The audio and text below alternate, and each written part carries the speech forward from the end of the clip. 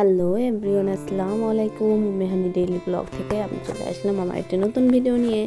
আজকে দুপুরে রান্না করেছিলাম হচ্ছে সিম দিয়ে আলু দিয়ে বেগুন দিয়ে তেলাপিয়া মাছ। আর এই তো মাছটা আমি হলুদ মরিচ দিয়ে এবার মাখিয়ে নেব। আজকে আমি আমাদের শাশুড়িদের বাড়ি, আমাদের গ্রামের বাড়ির মতো স্টাইলে আমি রান্না করব। তো এই জায়গায় দিয়ে দিলাম লবণ, সমস্ত মশলা দিয়ে ভালো করে মেখে নেব। আর এই যে এইগুলো এখন ভেজে নিচ্ছি, এগুলো হচ্ছে কুমড়োর বড়ি। এই বড়িগুলো কিন্তু খেতে অনেক ভালো লাগে। উত্তরবঙ্গে যারা আছে তারা তো সবাই চেনো। আর এই জিনিসটা আমার কাছে অনেক ভালো লাগে খেতে। এটা হচ্ছে ডাল দিয়ে তৈরি করে, সাথে কুমড়ো দেয়, তারপর পেঁপেও দেয়। মানে অনেক মজা লাগে, অনেক সুস্বাদু একটা খাবার। তো এটা শীতকালেই তৈরি হয়। তো আমার শাশুড়ি মা আমাদের জন্য পাঠিয়ে দিয়েছিল এই বড়িগুলো। তো আমি তো খাইনি, তো মনে করলাম আজকে মাছ দিয়ে রান্না করি। আর এইটা বিশেষ করে বড় মাছ দিয়ে রান্না করে খায়। মাছ দিয়ে রান্না করে খেতে কিন্তু অনেক মজা লাগে খেতে। তো আমিও মনে করলাম আজকে রান্না করি নি। আর এই জায়গায় আমি বড়িগুলো ভেজে নিচ্ছি, একটু লালচে লালচে করে ভেজে নিতে হবে। যারা রাজশাহী, খুলনা, তারপরে হচ্ছে যশোর, কুষ্টিয়া, এই উত্তরবঙ্গের যত সব এলাকা আছে সবাই কিন্তু এই জিনিসটা চেনে। আর তারা কিন্তু অনেক ভালোবাসে এই জিনিসটা খেতে। এটার নাম হচ্ছে বড়ি। এই শীতকালে বড়ি দেয়, একটু হালকা হালকা রোদের মধ্যে দিলে ভালো হয়, গরমকালে দেওয়া যায় না। তো এই তো আমি লালচে লালচে করে ভেজে এবার আমি মাছগুলো ভেজে নিচ্ছি। তো আমার ভিডিওর এই পর্যায়ে আমার সেই পূর্ণ কথাটা বলে নিচ্ছি। আমার ভিডিওর কোনো জায়গা বা কোনো অংশে যদি একটু ভালো লাগে প্লিজ একটা লাইক দিয়ে দিবে। যারা এই ধরনের ভিডিও পছন্দ করো তারা চাইলে আমার ভিডিওটাকে সাবস্ক্রাইব করে আমার পাশে থাকতে পারো। আর এই তো কথা বলতে বলতে আমি মাছগুলো ভেজে নিচ্ছি এখন। আর রান্নাটা কিন্তু একদমই গ্রামে যেভাবে আমি রান্না করি সেইভাবেই রান্না করব। আমরা যেমন ঢাকা শহরের মানুষ আদা বাটা খাই, তো আমার শ্বশুরবাড়ি ওইদিকে মানে মাছে আদা বাটা খায় না। তারা হচ্ছে সরিষা, জিরা, কাঁচামরিচ আর হচ্ছে পেঁয়াজ এইসব বেটে একটা মশলা তৈরি করে। তো ওই মশলাটা দিয়েই তারা কিন্তু রান্না করে খায়। আর এমনি বাড়ি যদি মাংস রান্না করে তাহলে আদা বাটা দেয়। তো এই তো কথা বলতে বলতে আমি পেঁয়াজগুলো এবার ভেজে নিচ্ছি। এবার তরকারি রান্নাটা আমি বসিয়ে দিলাম। আর দুপুরে আমি আজকে রান্না করেছিলাম হচ্ছে তেলাপিয়া মাছ, বড়ি দিয়ে তেলাপিয়া মাছ। আর আমাদের ভাই তো অনেক ভালোবাসে এই খাবারটা খেতে। তো এই যে আমি এই মশলাটা বানিয়েছিলাম, এই মশলাটা এবার দিয়ে দেব।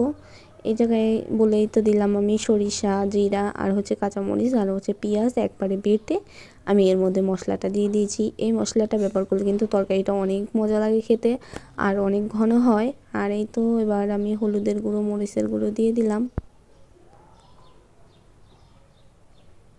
সাথে দিলাম লবণ। এবার ভালো করে মশলাটা কষাবো। আজকে আমি পুরো রান্নাটার ভিডিও আমি তোমাদের সাথে শেয়ার করেছি আর বলে দিচ্ছি কি কি দেওয়া হয়েছে। কারণ আজকে রান্নাটা যেহেতু আমি অন্যভাবে করেছি, আমি তো আদা বাটা খাই আমরা, তো আদা রসুন বেটেই আমরা রান্না করি। তো এই জন্য আমি আজকে আবার অন্যভাবে রান্না করেছি। তো সেই জন্য আমি সব কিছুই বলে দিচ্ছি। আমার ভিডিও তোমাদের কাছে কেমন লাগে সবাই কিন্তু অবশ্যই কমেন্টে জানাবে। আর এই তো এদিকে দিয়ে দিচ্ছিল হচ্ছে সিম, আলু, বেগুন।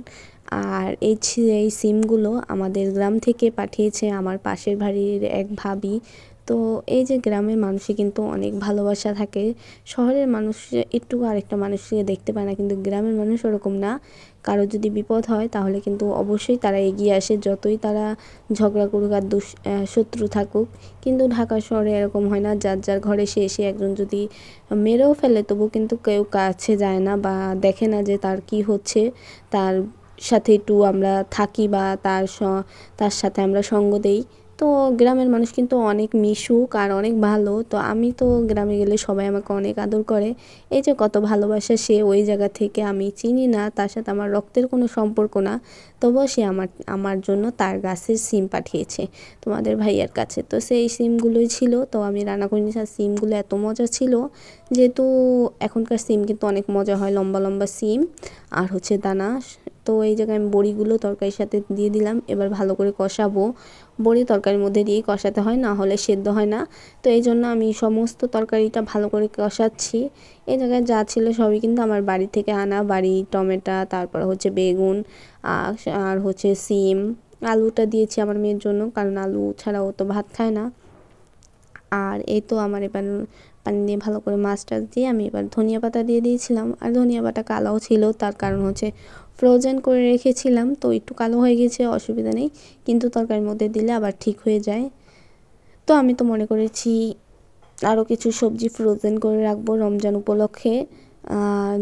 তো সামনে দেখি আর কয়দিন যাক, তারপরে আমি ফ্রোজেন করে রাখবো। আমার ফ্রিজে যেহেতু এখন জায়গা নেই, ফ্রিজটা ছোট, তো আর কয়দিন পর ফ্রোজেন করে রাখবো।